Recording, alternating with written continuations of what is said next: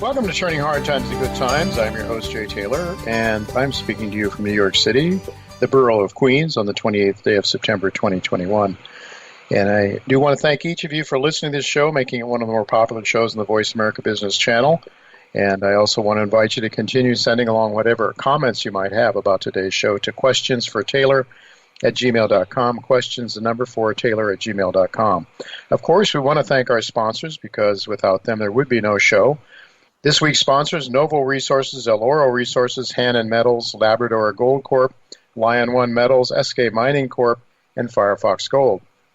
Before I talk about today's show, I would like to let you know that El Oro Resources announced this morning another mineralized intersection, an amazing one, really, at its Iska polymetallic project. Specifically, the company announced a 194-meter intersection grading 160.22 grams per ton silver equivalent. Now, this is a polymetallic project, so it has tin, it has all sorts of base metals. It is an amazingly large project, and I think it is going to emerge. I think it has a very good chance of emerging into one of the largest silver deposits in the world, and this is one we're watching very closely, El Oro Resources.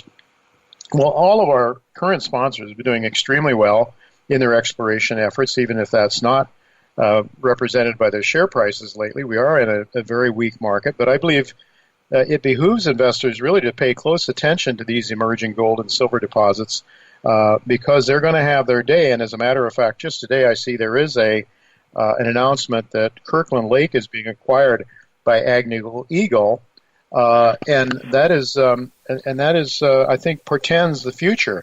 The mining companies that are these little juniors that are finding major deposits are going to be hunted down by the majors, and we have a number of them that we're watching. Most, I think, all of our sponsors are in that discussion, or will be in the future. And there's a lot of others that I cover in my newsletter as well.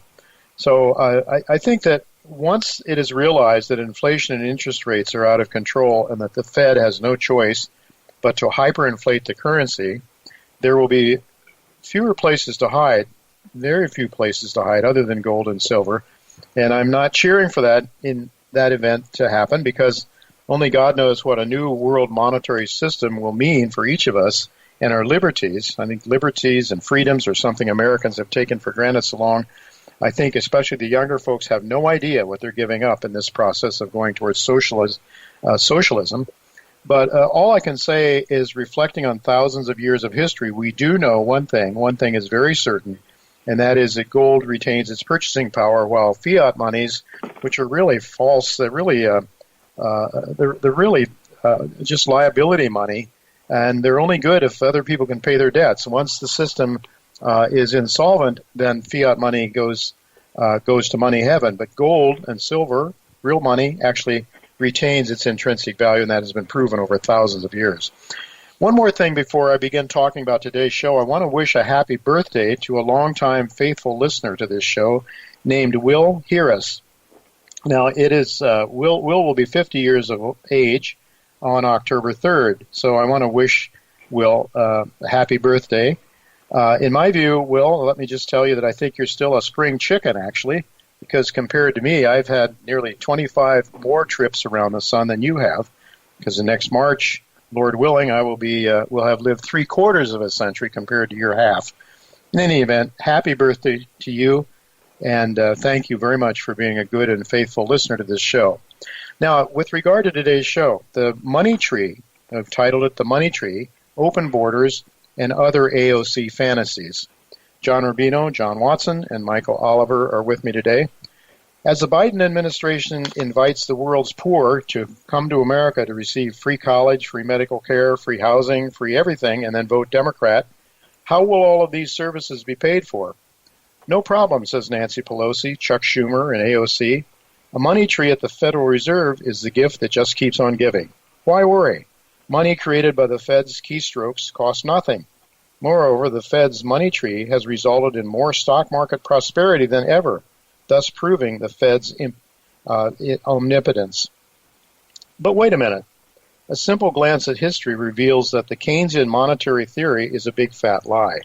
John Law tried it in 1719 and 1720, that time frame, when his French National Bank created so much debt, manufactured money, and blowing the Mississippi bubble that the financial system completely collapsed in 1720. That led to French national despair and the need for John Law to escape from France to save his life. From being one of the richest men in the world from his Keynesian monetary theft process, he died a pauper a few years later in Venice, Italy. Well, John Rubino will be along in the second half of today's show to explain why open borders and other vote-buying gimmicks are in fact leading to massive inflation now, not only in stock prices, but in the real economy, and thus forcing interest rates higher. As such, they are now threatening to lead to a Mississippi bubble encore. But this one, the one that's being created now, will be vastly larger than the Mississippi bubble that ran from 1718 to 1720. So we'll ask John to provide some of his ideas about how we might best prepare for that fateful day that may arrive sooner than we expect. Certainly, as inflation is rising, the Fed is being forced to at least pay lip service to tapering, and that is sending the stock market spiraling lower today. That really saw that the NASDAQ was down over 2% at one point in time anyway. So these are all issues that we'll be discussing with John Rubino in the second half of the show. John Watson will join me in just a few minutes to give us an update on NV Gold. It's working on some very promising exploration projects in Nevada, and so we'll hear what John has to say when he's here right after our first commercial break. But right now, I'm really pleased to tell you that Michael Oliver is with us, and it's olivermsa.com, where you should go to learn more about Michael's work, and it's very, very helpful to me personally, which is why he's with me every other week, as often as I can get him, in fact. And thank you for joining me again, Michael. Good to be back, Jay.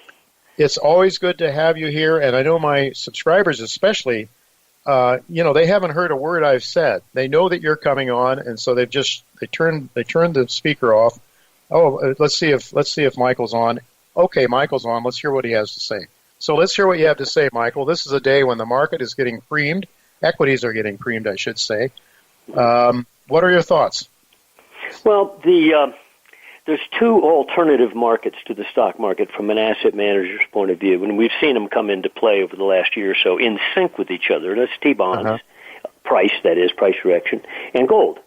And sure enough, over the last several weeks, as gold's been bashed back down again in a range. Remember, the March low was 1673. Right now, we're in the mid-1700s, 1730, 40. T-bonds got whacked for the last 3 weeks. Okay? Mm-hmm. Now, our shorter-term work on T-bonds says that we're oversold. This week's action puts it in an oversold condition and likely to see an upturn in T-bonds again. Well, why would T-bonds, they're influenced by all kinds of things. Most people have a sort of a mono view of them, like, they trend because of inflation or non-inflation. Okay, that's one factor, no question. They're not under the thumb of the Fed because they're long-dated debt. Mm-hmm. So, unlike the short-term stuff that the Fed does control. So asset managers can move T-bonds. Investors can move T-bonds in a new direction based on inflation expectations or simply a place to park money in an uncertain time. Not necessarily as a commitment to the T-bonds long-term, because they know there's risks there. If we haven't, in fact, inflation's coming back, T-bonds could come under a lot of pressure. But there's that other factor is the stock market looks questionable. Most asset managers of size won't admit that publicly, but they'll sort of hem and haw and say, this is a little overdone here, overdone there, this factor, that factor. And so, no doubt that time to time, especially the more experienced asset managers, are moving money piecemeal, subtly, from stocks into a lower risk category. And I think that's been gold and it's been T-bonds. And they both did what? They made a low in March. They both rallied. They've been under pressure since, almost in sync week to week. And I see this drop in gold that we're having right now as one that the bears had better win it, because they had been bashing gold into the March low, which was the low of the move. 20% correction, took them 8 months to get it. Then they rallied back to 1900. Then and in the May, after the May period, we had the Fed meeting. Remember that, the taper talk? Yeah. They bashed gold for about 6 hours there, two market days, took it down pretty good. rallied back up again. Then they had that mysterious overnight selling in the futures market in early August. That I'm not a conspiracy theorist, but I'll tell you what, that smelled. Mm-hmm. That was not legit. Meaning nobody who wanted to sell gold, let's say exit a position in gold, let's say they owned bullion and wanted to sell their futures out, would tell their broker to dump it and sell at any price. Yeah. In other words, you would sell in a more subtle way, here and there, so you get a good price, right? Right. And so the point being, whoever dumped it didn't care.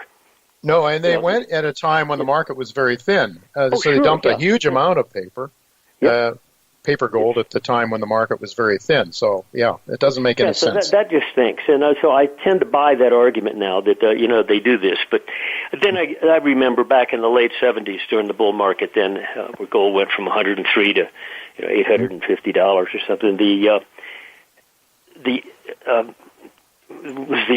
There were massive gold dumps by the IMF. The IMF was dumping gold. About every couple of months, they were dumping tons of gold, and they were selling it at official price.